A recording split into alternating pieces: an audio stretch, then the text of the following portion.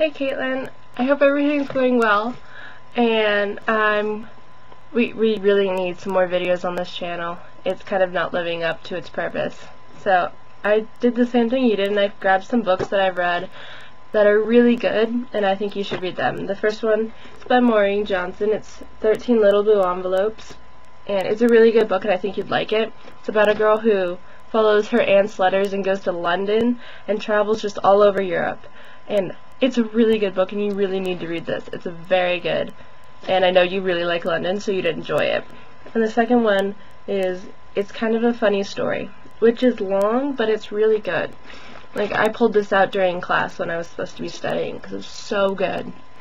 And it is kind of a suicide depression book, but it's written in a way that all the ones that I've read, like Impulse, like 13 Reasons Why, they kind of, this one's different. It's really, really good, and it's written so well, and it's different than all the other ones I've read.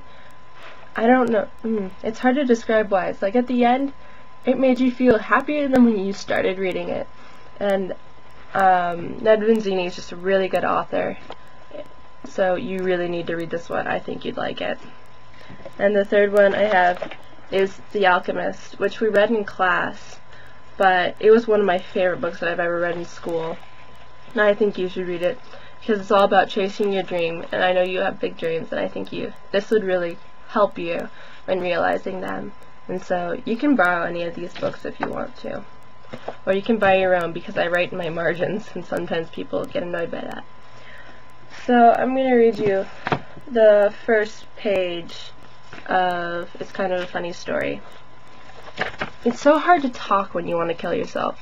That's above and beyond everything else. It's not a mental complaint, it's a physical thing. Like, it's physically hard to open your mouth, make the words come out. They don't come out smooth and in conjunction with your brain the way normal people's words do. They come out in chunks, as if from a crushed ice dispenser. You stumble on them as they gather behind your lower lip, so you just keep quiet. Have you ever noticed on all the ads on TV, people are watching TV, my friend is like? Pass it on, son, my other friend is like. No, yo, that's true, my other friend is like. There's always somebody on a couch, unless it's an allergy commercial, and they're in a field, or on a horse on the beach. Those ads are always for herpes. Laughter. So, I think you'd really like this book. I also think you'd really like 13 Little Blue Envelopes. So I'm going to read you the first letter that Jenny's aunt sent her. Dear Ginger, I've never been a great follower of rules. You have always known that. So it's going to seem a little odd that this letter is full of rules I've written that you need to follow. Rules to what? You have to be asking yourself. You always did ask good questions.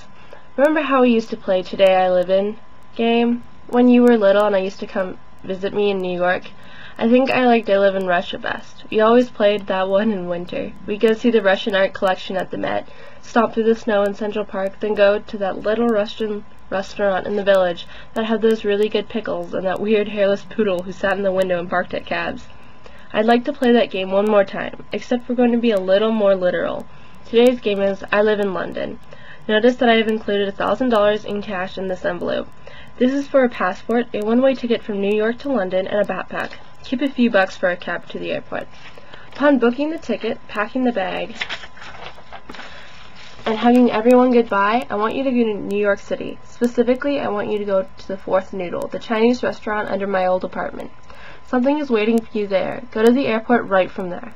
You'll be gone for several weeks, and you will be traveling in foreign lands. These are the aforementioned rules that will guide your travels. Rule 1. You may bring only what fits in your backpack. Don't try to fake it out with a purse or a carry-on. Rule number 2. You may not bring guidebooks, phrase books, or any kind of foreign language aid, and no journals. Rule 3. You cannot bring extra money or debit or credit cards, traveler's checks, etc. I will take care of that all. Rule 4. No electronic crutches. This means no laptop, no cell phone, no music, and no camera. You can't call home or communicate with people in the U.S. by internet, telephone. Postcards and letters are acceptable and encouraged. That's all you need to know for now. See you at the Fourth Noodle. Love, your runaway aunt. So I think you'll really like that book, because there's also a love story intertwined, and it's not as predictable as Anne and the French Kitch, which I don't think I'm going to read. Not really my style to read romances. but I have a surprise for you. I'm getting a goldfish. His name is gonna be Francis, and I'm really excited. He's coming home with me next Friday. I'm excited. And also I'm a little worried that when I go to camp, no one will feed him. Maybe I'll send him. Oh, no, you'll be gone too.